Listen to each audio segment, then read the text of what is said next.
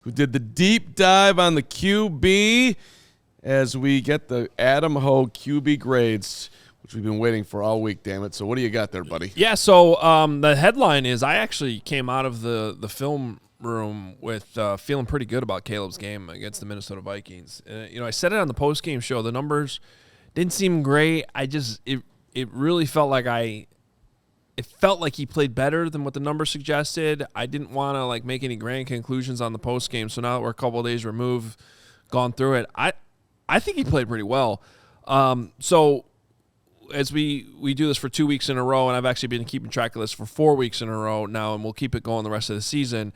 We take a look at Caleb's report card. We'll start with the accuracy, and so I basically his accuracy score came out to 76.9 in this game.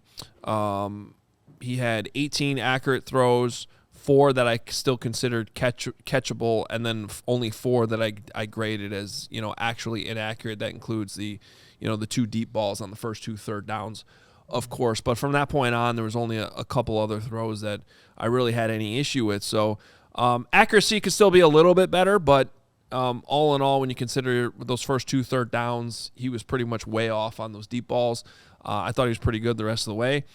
His decisions, I actually, believe it or not, thought he was better with his decision making this week against the Minnesota Vikings than I was a week ago against the Giants, when we came out of that being like, yeah, he made a lot of crazy plays and he deserves a positive grade on this play, but yeah, you also missed your check down, or also, yeah, you had this guy open, you probably should have thrown it. So there's a difference there. And this week I thought his decision making was pretty good. I had 22 plays where he made a good decision, 4 check downs in there.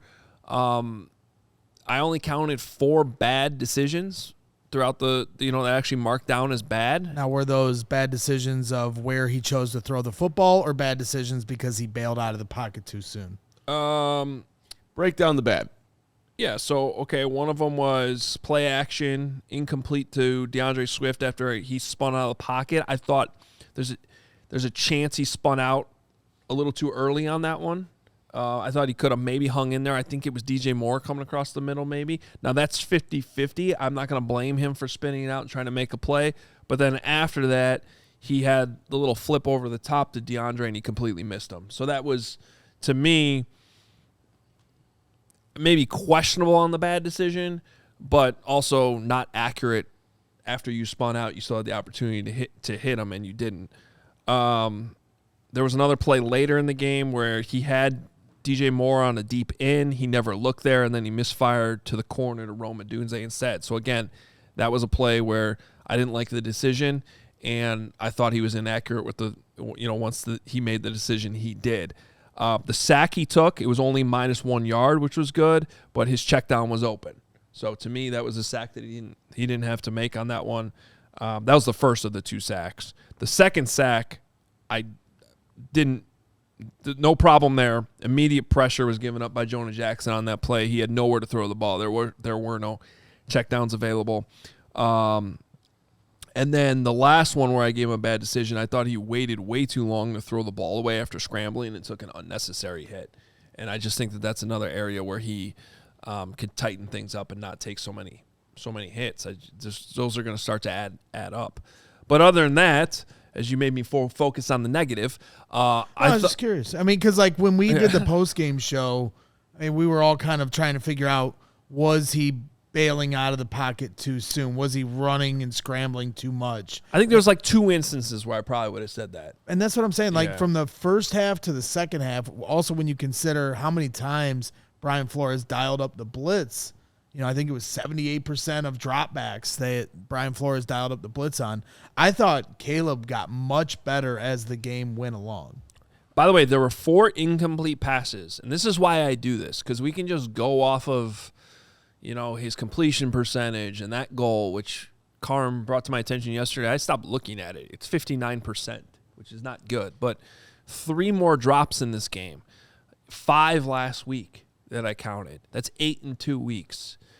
This is why I'm doing this, and I'm looking at actually how accurate are you? What decisions are you making? Are they good or bad decisions? There were 4 incompletions in this game that I actually gave him a positive grade on.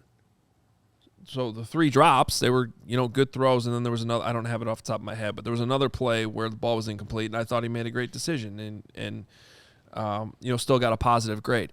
So in terms of the overall grade, while it might not have looked as good as last week, to the naked eye, as it did against the Giants, and Steven, this is where we can bring up the last 4 games, I only had him a tick below where he was last week against the Giants. Against the Ravens, he was a 5, Bengals 11, Giants 10, Vikings 9. And to translate that for you, that is basically just a cumulative of, +1, -1, +2, -2. Those, did you do good on this play? Did you do bad? And that's the cumulative, so it came out to 9. So it was only a tick below. If that sounds confusing, let me simplify it. I think Caleb Williams is playing pretty good football right now. I think the last 3 weeks have been really good. Is there still stuff to clean up in the offense? Sure. Is there still a few things that he can do better? Yeah, but he needs more help from his wide receivers. And I brought this up the other day, man. Like, we were talking about this group being among the best wide receiver groups in football. I realized it was a tight window throw to Roma Dunze in the end zone, and there was a safety coming over, and he might have gotten hit. Catch the ball, man. It was a tight window. Caleb could not have put that. When I saw the end zone angle, Caleb could not have put that ball anywhere else with any different velocity. If he underthrows that a little bit, then it might be picked off. He had to rip it. It's there. You're in the end zone. Make a play for your guy. You know what I mean? So, like, there's some of these plays that there's not a lot of guys that can make that throw, and you got top 10 picks out there or highly paid wide receivers in DJ Moore's case. Stop dropping the ball. Catch it. Make some plays for this guy, because to me right now, he's playing at a pretty high level, and his development over the last 3 weeks has been pretty good for me.